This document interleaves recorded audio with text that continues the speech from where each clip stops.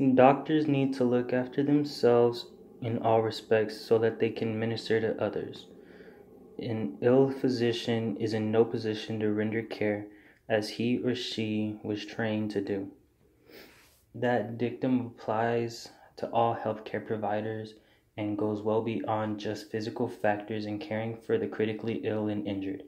There are many factors and situations that can interfere with the EMTB's ability to treat the patient. The personal health, safety, and well-being of all EMTBs are vital to an EMS operation. As a part of your training, you will learn how to recognize possible hazards and protect yourself from them. These hazards vary greatly, ranging from personal neglect to environmental and human-made threats to your health and safety. You will also learn about the mental and physical stress that you must cope with as a result of caring for the sick and injured. Death and dying challenge you to deal with the realities of the human weaknesses and the emotions of the survivors. It is important to remain calm and perform effectively when you are confronted with horrifying events, life-threatening illnesses, or injury. A special kind of self-control is needed to respond efficiently and effectively to the suffering of others. This self-control is developed through proper training, ongoing experience in dealing with all types of physical and mental distress, a dedication to serve humanity, emotional aspects of emergency care. At times, even the most experienced healthcare providers have difficulty overcoming personal reactions and proceeding without hesitation. Patients need to be removed from the life-threatening situations. Life support measures need to be given to patients who are severely injured. You may also be called upon to recover human remains from highway accidents, aircraft disasters, or explosions.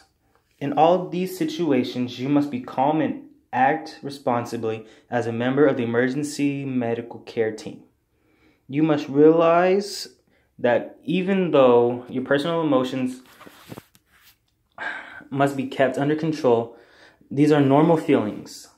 Every EMT basic who must deal with such situations has these feelings. The struggle to remain calm in the face of these horrible circumstances contributes to the emotional stress of the job. Death and dying. Today's life expectancy has dramatically increased. Nearly two-thirds of all deaths occur among the ages of 65 and older. 60% of all deaths today are attributed to heart disease. From the age of 1 to the age of 34, trauma is the leading cause of death. Death today is likely to occur either quite suddenly or after a prolonged terminal illness. The environment of death has changed since our nation's earlier days. It no longer occurs in the home setting. The setting of death is somewhere else. In the hospital, a hospice, or a convalescent home. At a workplace or on a highway. For this reason, we are less familiar with death than our ancestors were. We tend to deny death in America. Illness can be much more drawn out and much more removed from daily life. Life support systems and impersonal care remove the whole experience of death from most people's awareness. The mobility of families also makes it less likely that there will be an extended family support when death does occur. Death was once both an expected and accepted fact in the earlier American history. Life expectancy was brief compared to today's mortality rates. The ratio of numbers of death to a given population size were high, and childbirth was hazardous, often resulting in the death of both the mother and the baby.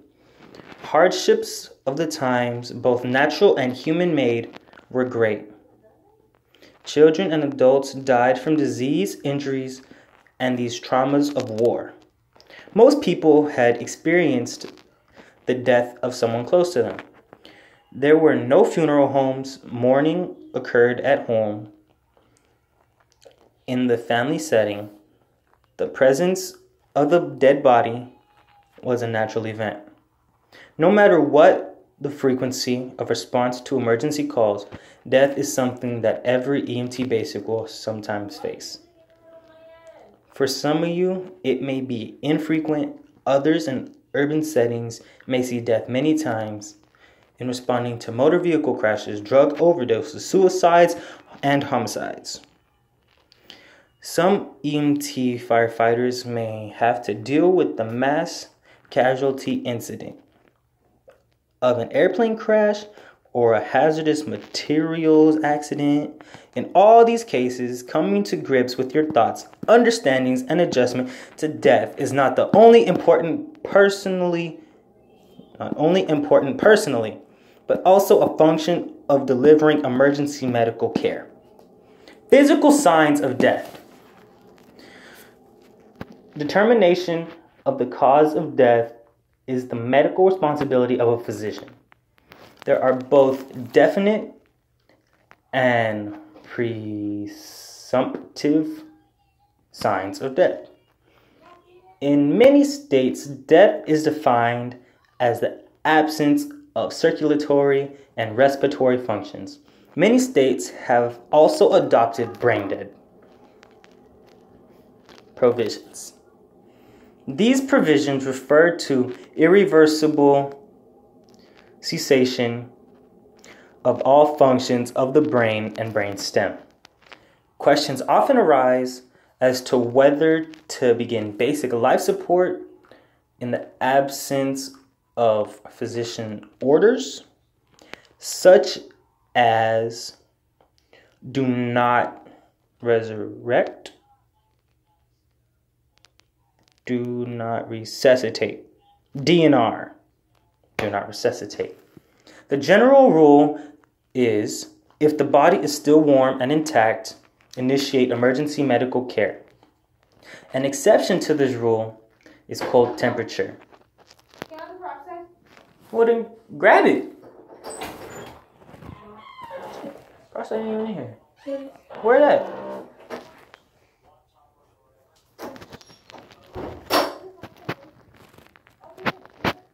Wow. Hypothermia. Emergencies. Hypothermia is a general cooling of the body in which the internal body temperature becomes abnormally low, 95 degrees Fahrenheit or 35 degrees Celsius. It is considered a serious condition and is often fatal at 86 degrees Fahrenheit or 30 degrees Celsius. The brain can survive without perfusion for about 10 minutes when the core temperature drops to 82.4 degrees Fahrenheit. The patient is in grave danger. However, individuals have survived a hypothermia accident with a temperature of 64.4 degrees Fahrenheit. In cases of hypothermia, a patient should not be considered dead until the patient is warm and dead. Presumptive signs of death. Most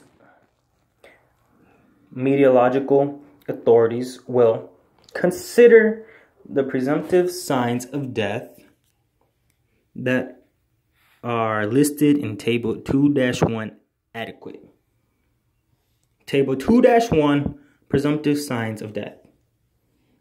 Unresponsiveness to painful stimuli, lack of pulse or heartbeat, absence of breath sounds, no deep tendon or corneal reflexes, absence of eye movement, no systolic blood pressure, dependent lividity.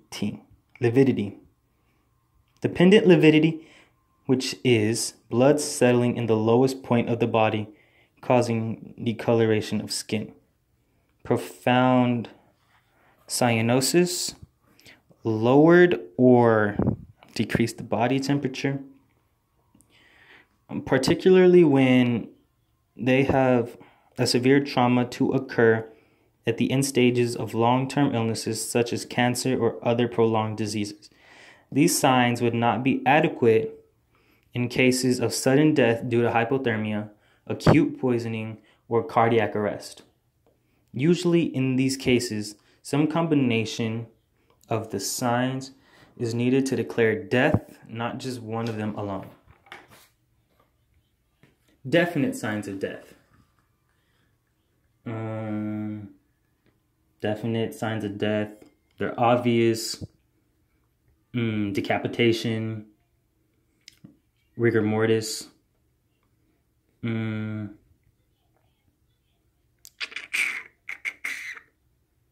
Stiffening of body muscles.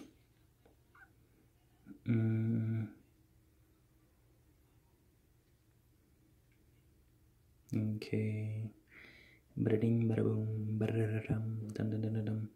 A thin body loses heat faster than a fat body. On a tile floor loses heat faster than a body wrapped in a blanket in a bed. Rigor mortis occurs between 2 to 12 hours after death. Another sign is putrefaction, the decomposition of body tissues.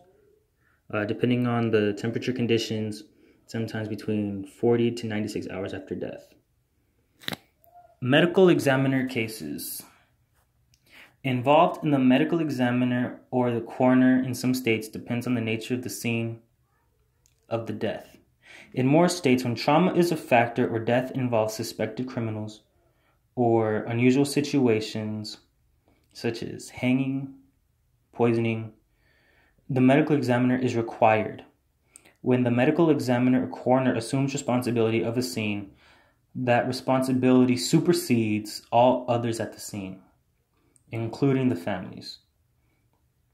The following are considered medical examiner's cases.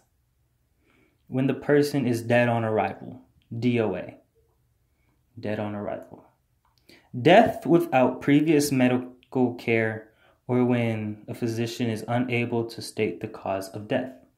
Suicide, violent death, poisoning, known or suspected, death resulting from accidents, direct or indirect, suspicion of a criminal act. If emergency medical care has been initiated, keep thorough notes of what was done or found. These records may be important during the subsequent investigation. The grieving process. The death of human being is one of the most difficult events for another human being to accept. The stages of grieving are denial, anger and hostility, bargaining. Bargaining is an attempt to secure a prize for good behavior or promises to change a lifestyle. Number 4, depression. Number 5, acceptance. Even though death has not happened, the patient knows that it will happen. The patient has no control over this process. The patient will die whether or not he or she is ready to die. You may encounter situations in which the patient is close to death and you may have to help the patient with this process. What can an EMT basic do? You can make simple suggestions, ask whether there's anything that you can do to be of help, such as calling a relative or a religious advisor. Provide gentle, caring support, reinforcing the reality of the situation. That's important. This can be accomplished by merely saying, "I'm so sorry for your loss."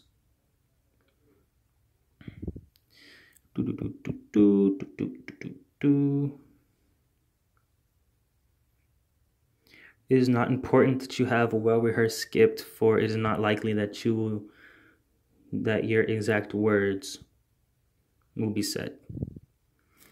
Being yourself and sincere is the most important thing you can do.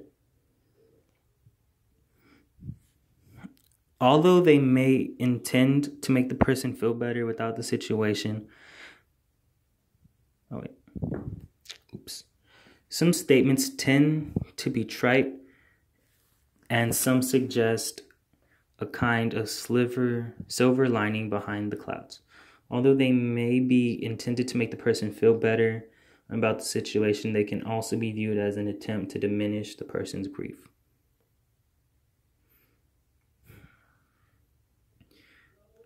Statements like these can also indicate our inability to comprehend the profound sadness and grief because we have not experienced that kind of loss. Attempts to grieve away too quickly are not good. If you do not know how the person really feels, you should not say so. People may be offended by responses that give advice or explanations about the death. Don't say, give it time. Do not say, you should not question God's will. Or get on with your life. You have to keep going. You can always have another child. Wait, what? That's a dig. What? Okay. You're not the only one that suffers. The living must go on. I know how you feel. Would you try to say, I'm sorry, it's okay to be angry. Must be hard to accept. Must be painful for you. Tell me how you're feeling. Let's spend some time together. If you want to cry, it's okay. People really cared for so-and-so. Statements is, oh, you shouldn't feel that way, are judgmental. If you judge what the grieving person is feeling, it is likely that he or she will stop talking with you.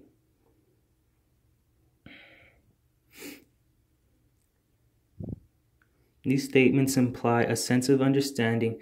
They focus on the grieving person's feelings. It is not necessary to go with an extensive discussion. Would you like to talk about how you are feeling, then accept the response? Dealing with the patient and family members. There is no right or wrong way to grieve. I am. All right. Each person will experience grief and respond in their own way. They may express rage, anger, or despair. Your actions and words, even a simple touch, can communicate caring, while you must treat all patients with respect and dignity. Use special care with dying patients and their families. Be concerned about their privacy and their wishes, and let them know that you were there to take their concerns seriously. However, it is best to be honest with the patient and their families. Do not give them false hope. Initial care of dying, critically 3 or injured patient. Individuals who are in the process of dying as a result of trauma or acute medical emergency or a terminal disease will feel threatened. That threat may be related to their concern about survival. These concerns may involve feelings of helplessness, disability, pain, and separation. They are related to the individual's self and understanding of death. Anger and hostility, anxiety, depression, dependency, guilt, mental health problems, pain and fear, and receiving unrelated bad news.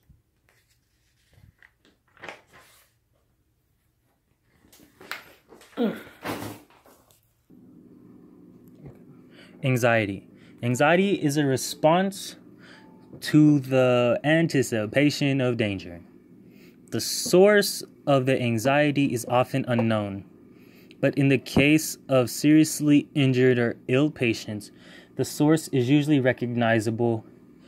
What may increase the anxiety are the unknowns of the current situation.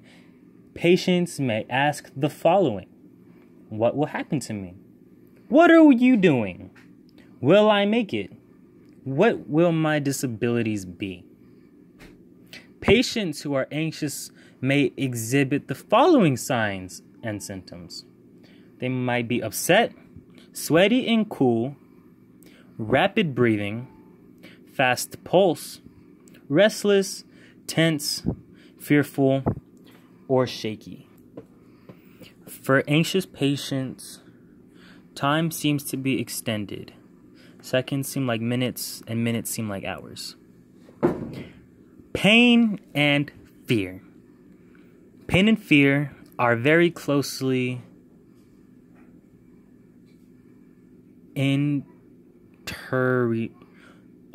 they're closely interrelated. Pain often is associated with illness or trauma. Fear is generally thought of in relation to the oncoming pain and the outcome of the danger. It is often helpful to encourage patients to express their pain and fears, since expression of them begins the process of adjustment to the pain and acceptance of the emergency medical care that may be necessary. Some individuals have difficulty in openly admitting their fear. The fear may be expressed as bad dreams, withdrawal, tension, restlessness, and or butterflies in the stomach, or nervousness. In some cases, it may be expressed as anger. Anger and hostility. Anger may be expressed by very demanding and complaining behavior. Often, this may be related to the fear and anxiety of the emergency medical care that is being given. Sometimes, the fear is so acute that the patient may want to express anger towards you or others, but is unable to do so because of the dependency factor. If you find that you are the target of a patient's danger, make sure that you are safe, but do not take the anger or insults personally. Be tolerant and do not become defensive. The anger may also be expressed physically, and you may or may not be the target of the displaced aggression. If the patient or a relative becomes so emotionally upset that you are physically assaulted, or you believe that this could happen, back out of the situation. Such hostility must be contained. If emergency medical care is not possible under these circumstances, law enforcement intervention is required. Depression. Almost all dying patients feel some degree of depression because of internalized anger and other factors. Some patients may have many dissatisfactions and regrets about their lives. Others may be wrapped up in concerns about financial, legal, social, or family problems. The patient should be encouraged to express his or her feelings. Assisting the patient and his or her families in resolving unsettled matters may decrease feelings of depression. Dependency. When emergency medical care is given to any individual, a sense of dependency develops. Individuals who are placed in this position often feel helpless and may become resentful. The resentfulness may arouse feelings of inferiority, shame, or weakness. Guilt. Many patients who are dying, or families of those patients, may feel quite guilty over what has happened. Most of the time, no one can explain these feelings, and the magnitude of the guilt may be very great. Sometimes feelings of guilt can result in delay of seeking emergency medical care. Mental health problems. Mental health problems such as disorientation, confusion, or delusions may develop in the dying patient. In these instances, the patient may display that departs from normal patterns of thinking, feeling, or acting. Common characteristics of such behavior may include loss of contact with reality, distortion of perception, regressive behavior and attitudes, diminished control of basic impulses and desires, abnormal mental content, including delusions and hallucinations. In some long-term situations, generalized personality deterioration may occur. Receiving unrelated bad news. A patient who is in critical condition or is dying may not want to hear unrelated bad news, such as the death of someone close to them. Such news may depress the patient or cause the patient to give up hope. Caring for critically line and injured patients. Patients need to know who you are and what you're doing. Let the patient know that you are attending to his or her immediate needs so that these are your primary concerns at this moment.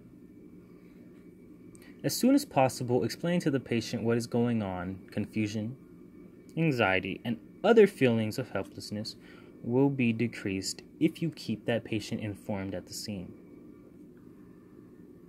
Avoid sad and grim comments. EMT basics. Other safety personnel, family, and bystanders must avoid grim comments about the patient's condition. Remarks such as, "Ooh, that's a bad one," or "Dang, that leg is badly damaged, and I think he will lose it," are inappropriate. These remarks may depress the patient and compromise possible recovery outcomes. This is especially true for the patients who may be able to hear but not respond. Orient the patient. You should expect the patient to be disoriented in an emergency situation. The aura of the emergency situation, lights, sirens, smell, and unknown people, is intense. The impact and effect of injuries or acute illnesses may cause the patient to be confused or unsettled. It is important to orient the patient to his or her surroundings. Use brief, concise statements such as, "Mr. Smith, you have had an accident, and now I'm splinting your arm. I am John Foxworth of the New Britain EMS. I will be caring for you." Be honest. In approaching any patient, you must decide how each patient is able to understand and accept. You should be honest without additionally shocking the patient or giving information that is unnecessary that you may not be understood. Simply explain what you are doing and allow the patient to be part of the caregiving of the care being given. This can relieve feelings of helplessness as well as some other fear. Acknowledge the seriousness of the condition. There may be occasions when a patient may refuse emergency medical care. Insist that you do nothing or leave him or her alone. In these cases, it is important to impress on the patient the seriousness of the condition without causing undue alarm. If the patient absolutely refuses emergency care, document this in your report, and if possible, have the patient or other competent person sign a refusal of care form. Allow for hope. In trauma and acute medical conditions, patients may ask whether they are going to die. You may feel at a loss for words. You may also know. But it's not up to you to tell the patient that they are going to die. Statements such as, "I don't know if you're going to die. Let's fight this one out together," or, "I'm not going to give up on you, so do not give up on yourself." These statements transmit a sense of trust and hope, and these let the patient know that you are doing everything possible to save their life. If there is the slightest chance of hope remaining, you want that message transmitted in your attitude and in the statement you make to the patient. Locate and notify family members. Many patients will be concerned and ask if you can notify their family or others close to them. The patient may or may not be able to assist you in doing this. You should see to it that an appropriate and responsible person makes an effort to locate the desired person, assuring the patient that someone is going to do this may be a significant part in the patient's care. Injured and critically 3. Children. Injured and critically ill children who have life-threatening conditions should be cared for as any patient would be. Insofar as ABCD and immediate